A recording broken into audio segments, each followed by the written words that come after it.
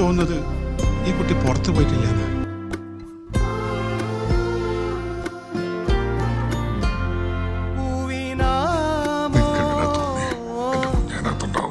പത്ത് 30 വർഷമായി ഞാൻ ഈ ജോലി കയറിയിട്ട് ദിവസം 100 കണക്കിന് ആളുകളെ കാണുന്നു. എന്നും പോകുമ്പോഴും വരുമ്പോഴും സാറിൻ്റെ മോള് മുടങ്ങാതെ എന്നെ നോക്കിയൊരു ചിരിച്ചിരിക്കും, ഒരു സലാം തരും.